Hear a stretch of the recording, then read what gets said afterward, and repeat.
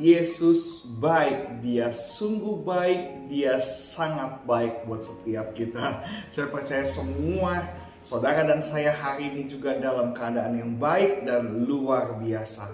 Percaya saudara, apapun musim kehidupan kita, Tuhan Yesus selalu menyertai kita. Dia Allah dulu, sekarang, selama-lamanya tidak pernah berubah. Dia Allah Immanuel, Allah yang beserta kita. Dia selalu bersama-sama dengan kita.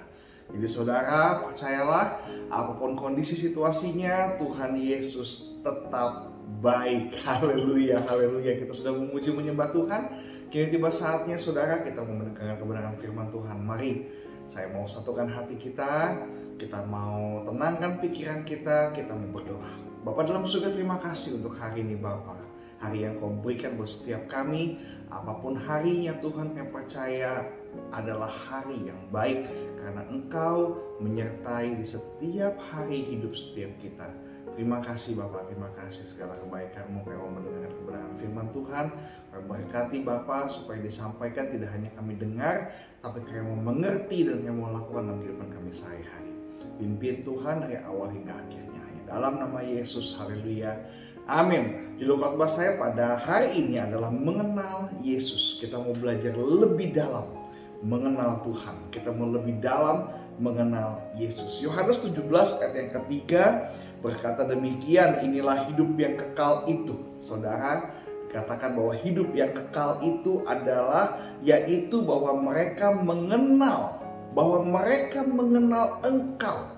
Engkau itu E-nya besar. Dikatakan Engkau satu-satunya Allah yang benar dan mengenal Yesus Kristus yang telah Engkau utus. Jadi saudara, hidup yang kekal itu adalah di mana kita mengenal. Di garis bawahi kata mengenal, Engkau satu-satunya Allah yang benar. Ada Allah yang gak benar saudara. Ada Allah yang salah. Tapi kita mau mengenal Engkau, Tuhan satu-satunya. Tuhan gak mau diduakan saudara. Tuhan gak mau diduakan. Dia adalah Allah yang pencemburu. Nah, inilah kenapa kata mengenal itu memiliki tingkat yang lebih dalam daripada kata mengenal dalam bahasa Indonesia. Dalam Yohanes 17 ditulis dalam bahasa Yunani saudara. Kata mengenal dalam bahasa Yunani itu lebih dalam daripada mengenal dalam bahasa Indonesia. Kalau kata mengenal dalam bahasa Indonesia, contohnya saya kenal dengan Pak Efri, saya kenal dengan Ibu Mariam, saya juga kenal sama Hans. Katakanlah saya juga mengenal Pak Jata. Itu mengenal, saya tahu Pak Jata, saya tahu Pak Efri, saya tahu Bu Mariam. Yang tinggalnya di mana saya tahu. Saya mengenal. Tetapi yang dikatakan dalam Yohanes pasal 17, mengenal itu ginosko, yang artinya hubungan yang lebih dalam dari sekedar hanya tahu. Bahkan ginosko itu hubungan yang sangat intim, selayaknya suami istri. Lebih intim lagi. Bukan hanya sekedar tahu siapa dia, tetapi lebih intim, lebih dekat lagi, yang artinya udah satu gitu loh saudara. Seperti selayaknya saya dengan istri saya, Pak Efri dengan Bu Maria. Kayak seperti saya dan istri saya, gak usah dia bilang seperti apa, dia kedip mata 2 kali, saya ngerti maksudnya apa. Hubungannya dekat, intim. Oleh sebab itu Yohanes tulis hidup yang kekal itu bahwa mereka mengenal Engkau satu-satunya. Kalau hubungan intim itu gak boleh ada 2-3 orang, hanya satu. Kalau saya dengan istri saya gak boleh sama yang lain saudara. Hanya satu. Begitu pun dengan Tuhan. Kita dengan Tuhan, hubungan kita harus intim. Satu-satunya Allah yang benar. Jangan sampai ada Allah lain di hadapannya Dia. Jangan sampai ada Allah lain. Jangan sampai kesibukan kita menjadi Allah. Jangan sampai hobi kita menjadi Allah. Jangan sampai kesibukan kita, kegiatan kita menjadi Allah kita. Sehingga kita menjauhi Allah yang benar. Nah, makanya Yohanes tulis hidup yang kekal itu bahwa mereka mengenal Engkau satu-satunya Allah yang benar dan mengenal Yesus. Mengenal Yesus Kristus yang telah Engkau utus. Ginosko itu jalan bersama-sama, saudara. Makan bersama dengan Dia. Mengalami kejadian yang sama seperti yang Dia alami. Makanya mereka jalan bersama-sama, makan bersama, tidur bersama, minum bersama, kelelahan bersama, makan senang sama-sama, susah sama-sama. Intim, dekat, mengenal. Nah, Yesus mengatakan ini kepada murid-muridnya, kepada Yohanes, kepada murid-muridnya, supaya murid-muridnya intim kepada Dia, intim kepada Allah. Tidak hanya tahu Yesus, tetapi lebih dalam tahu isi hati, tahu pikirannya Yesus, tahu kehendaknya Yesus, tahu kehendak Bapa, merasakan yang Yesus rasakan dan mengalami yang Yesus alami, saudara. Minimal begini kalau hubungan dekat intim, saudara. Kita tahu apa yang Dia suka, apa yang Dia tidak suka. Betul gak, saudara? Kayak saya sama istri saya. Saya tahu apa yang dia suka. Saya tahu apa yang istri saya suka. Dan saya tahu apa yang istri saya tidak suka. Saya tahu tuh kalau dia makan nasi padang tuh bagaimana modelnya. Saya tahu tuh kalau dia makan bakso bagaimana modelnya. Dia mau pakai tahu putih apa tahu goreng, kita harus tahu. Saya tahu itu. Mengapa? Karena saya hubungan intim dengan dia, dekat dengan dia. Oleh sebab itu kita juga harus belajar hubungan intim dengan Bapa. Dekat dengan Bapa. Enggak cuma sekedar mengenal, tahu. Tetapi lebih dekat. Karena Yesus begitu ingin dekat dengan kita. Makanya Dia pengen kita panggil Dia apa? Bapa, saudara. Bukan Tuhan. Karena banyak Tuhan di dunia ini. Banyak Tuhan, banyak Allah. Tetapi kalau yang namanya Bapa, saudara. Saya cuma punya satu Bapa. Betul, saudara ya? Saudara juga cuma punya satu Bapa. Bapa kandung cuma ada satu. Oleh sebab itu, kita juga harus punya satu Bapa, Yesus, dalam kehidupan setiap kita. Amin, saudara.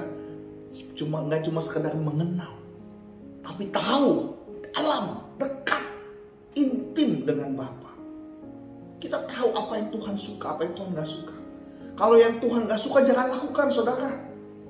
Kalau kita masih kekeh lakukan, kita berontak namanya.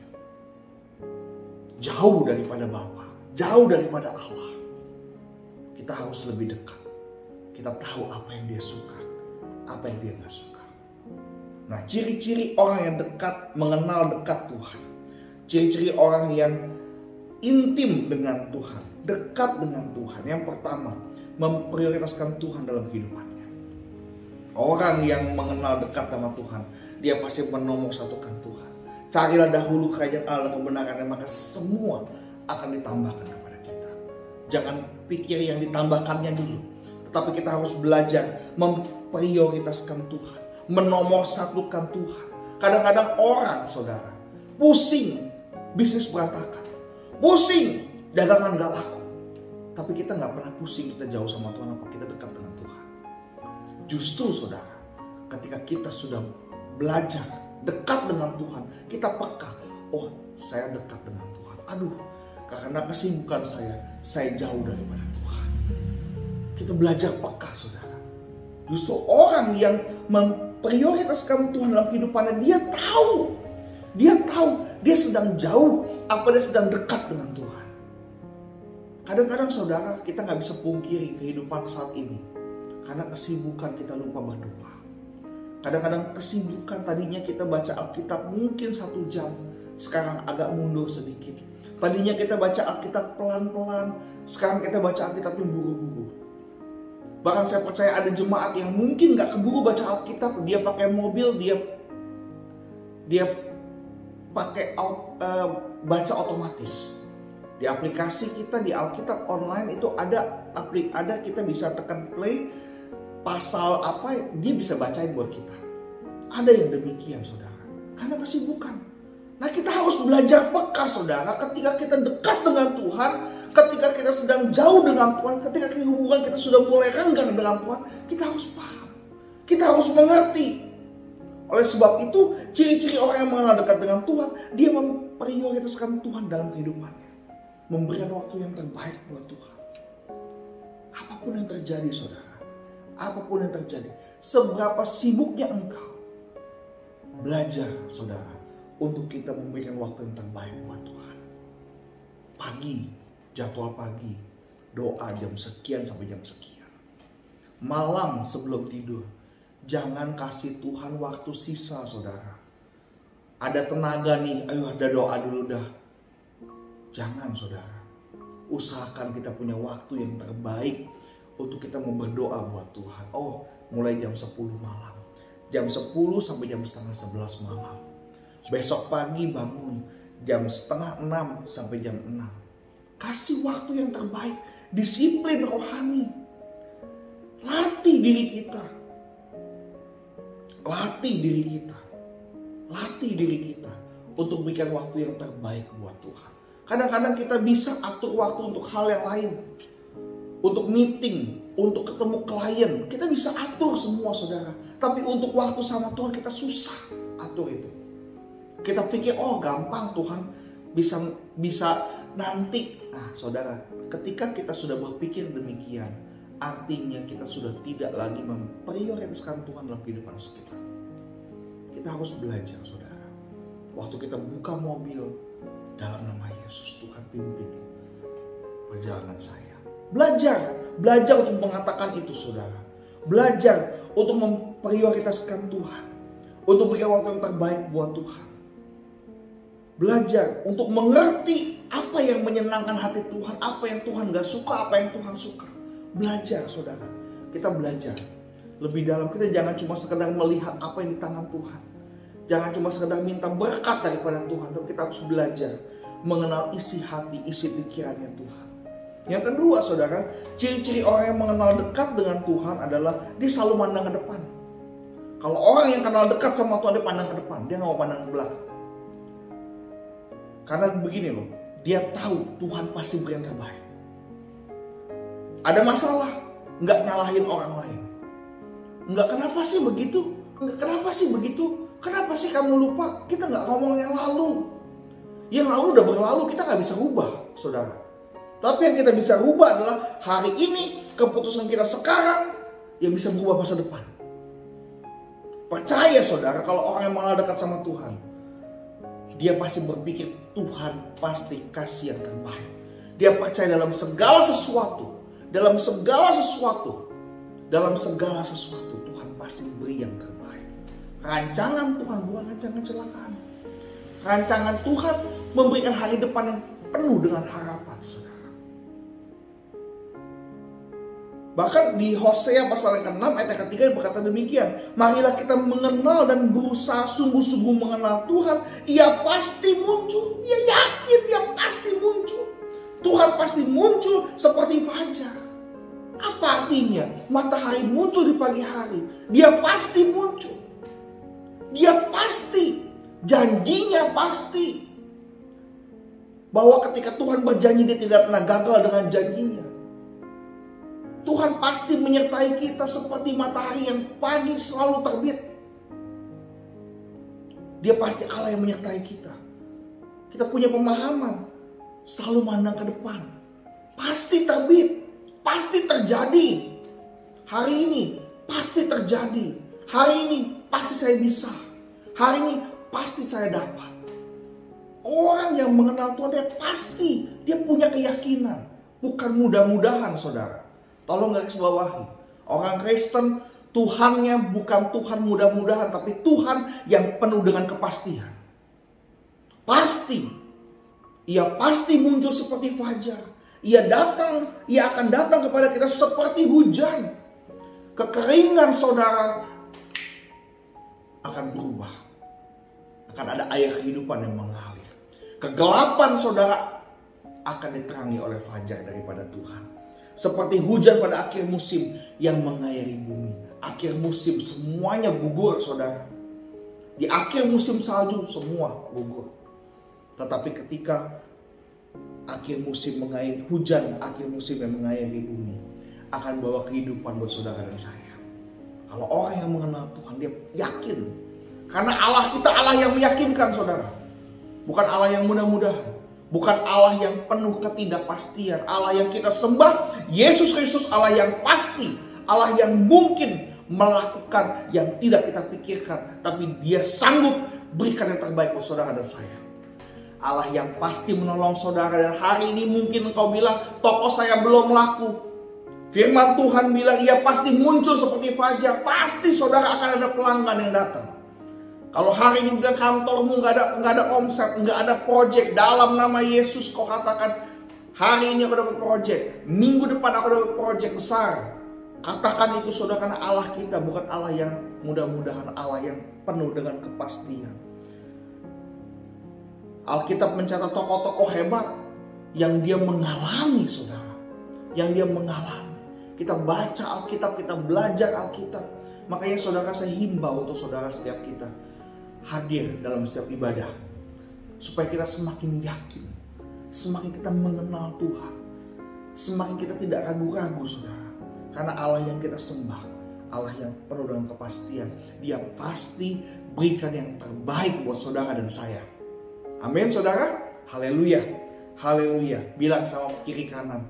Kalau kau nonton sama istri, nonton sama suami, nonton sama pacar, nonton sama teman, senggol kiri kanan. Allah yang kita sembah, Allah yang punya kepastian, bukan Allah yang mudah-mudahan. Allah yang berikan yang terbaik, Allah yang merancangkan yang terbaik buat kita semua. Haleluya, haleluya. Yakinkan itu saudara. Yang ketiga, orang yang mengenal dekat dengan Tuhan adalah orang yang taat kepada firman Tuhan. Dia pasti taat kepada firman Tuhan saudara.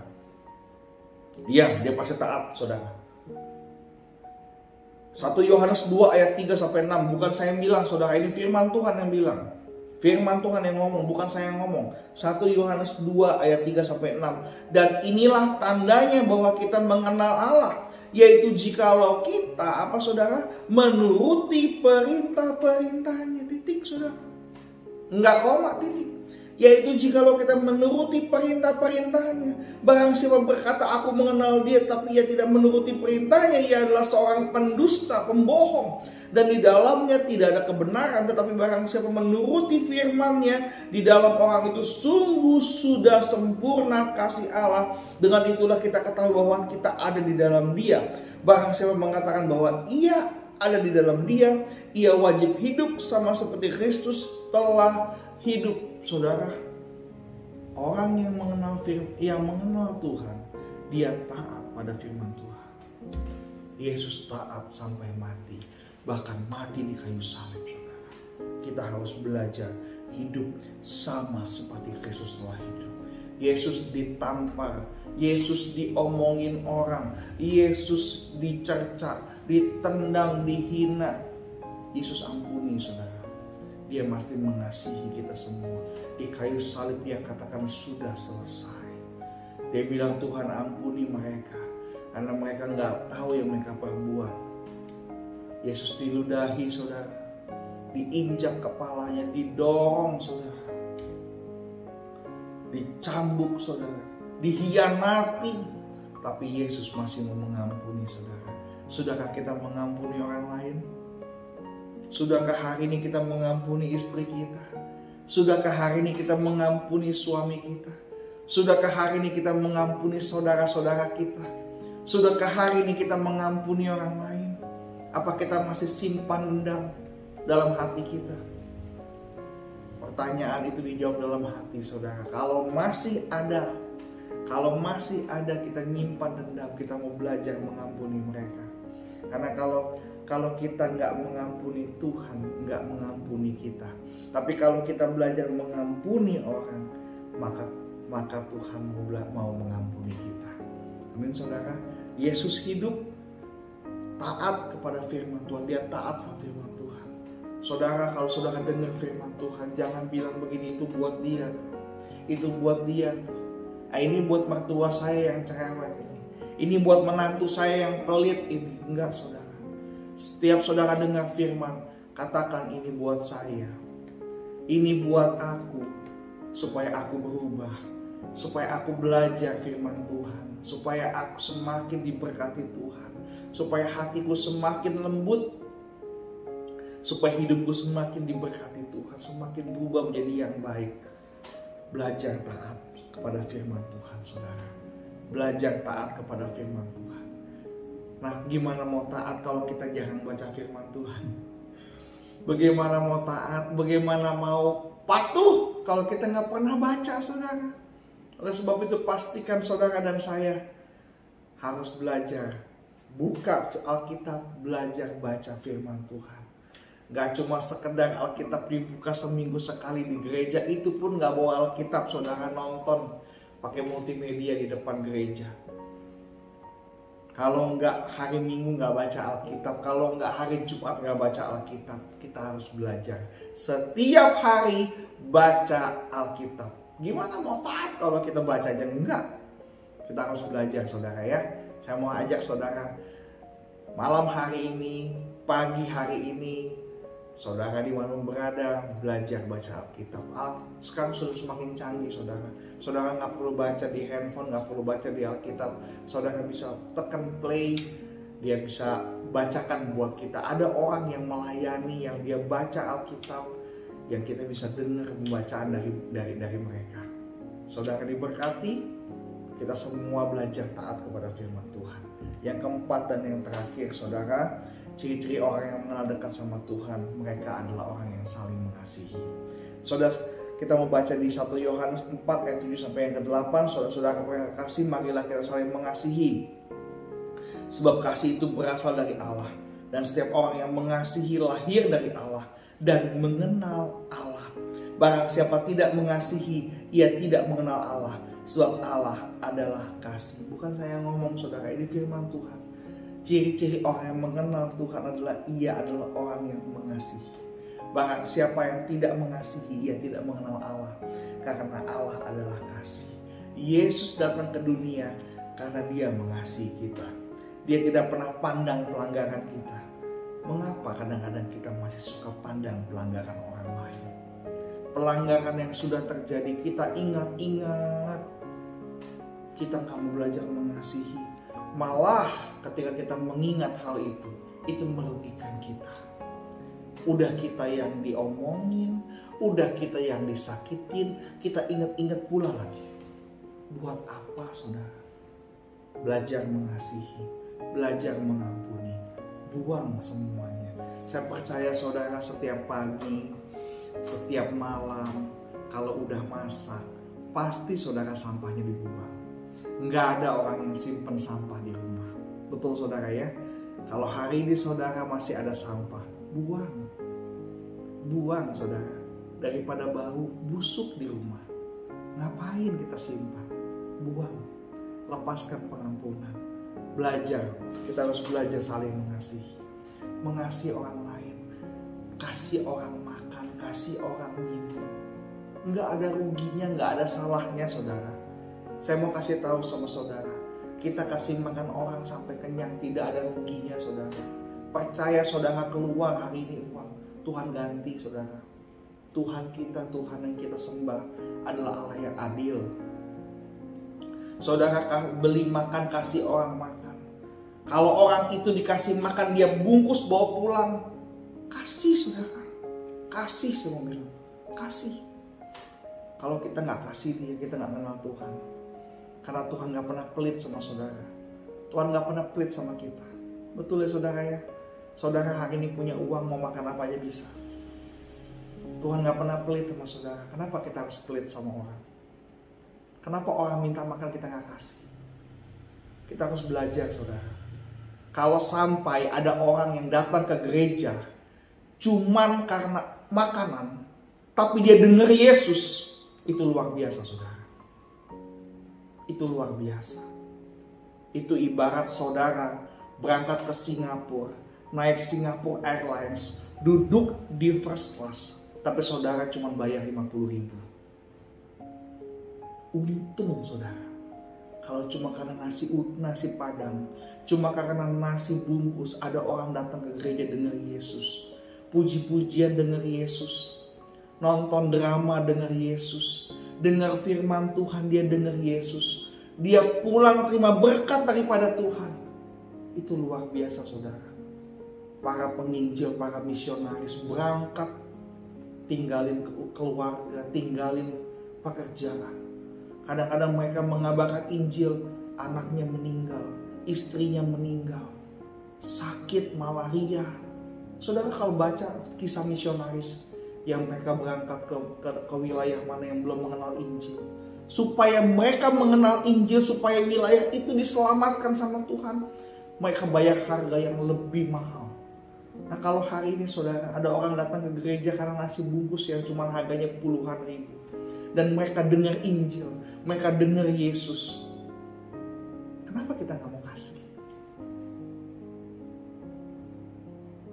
Sengaja saya dalam ibadah online saya katakan demikian, supaya kita mengingat bahwa kita harus belajar mengasihi.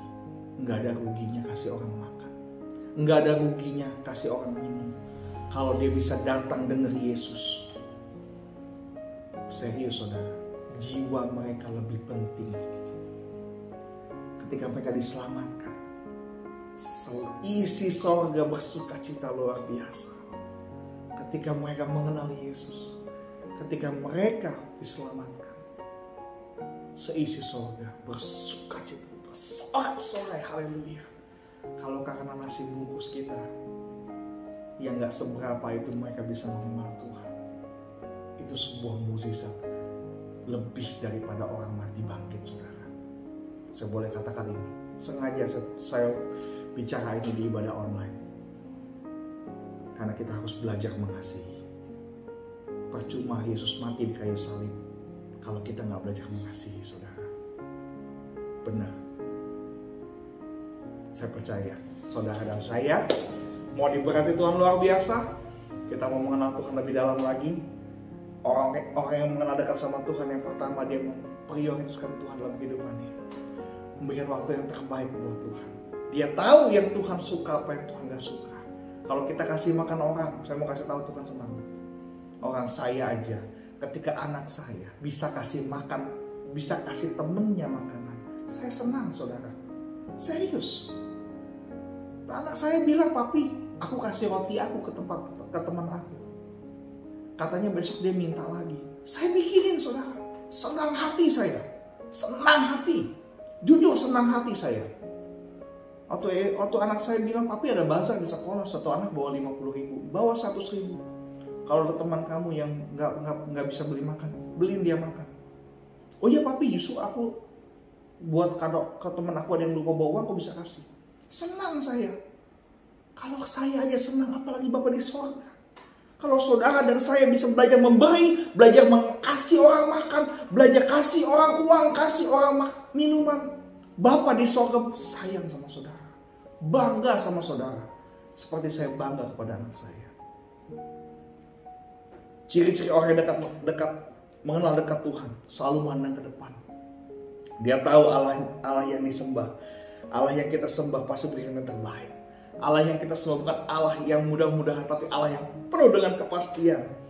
Orang yang ciri-ciri mengenal dekat dengan Tuhan yang ketiga adalah taat pada firman Tuhan. Dan yang terakhir, saling mengasihi. Saya mau saudara, kita semua belajar untuk saling mengasihi. Supaya apa saudara? Supaya kita disayang sama Tuhan. Supaya Tuhan sayang sama kita. Supaya Tuhan bangga punya anak seperti kita. Haleluya saudara. Saya percaya saudara diberkati Tuhan pada hari ini. Mari kita tutup firman Tuhan dalam doa. Bapa dalam surga, terima kasih segala kebaikan Tuhan, segala rahmat-Mu Kau berikan pada setiap kami. Apapun musim hidup kami, Engkau Allah yang terus berada bersama-sama dengan kami. Kami belajar mengenal-Mu Tuhan. Kami mau belajar mengenal Engkau lebih dalam lagi. Kami mau Tuhan memprioritaskan Engkau dalam kehidupan setiap kami. Kami memberi waktu yang terbaik kepada Engkau Tuhan. Kami mau belajar untuk terus punya pengharapan kepada Engkau, selalu mandang ke depan, punya harapan bahwa Engkau pasti beri yang terbaik. Kami juga mau belajar taat, belajar mengasihi. Terima kasih Bapak, terima kasih. Hamba-Mu saya bicara, tapi biarlah Tuhan Engkau Allah yang terus bicara dalam hati setiap kami, menegur kami, memimpin kami, membimbing kami. Terima kasih Bapak, terima kasih.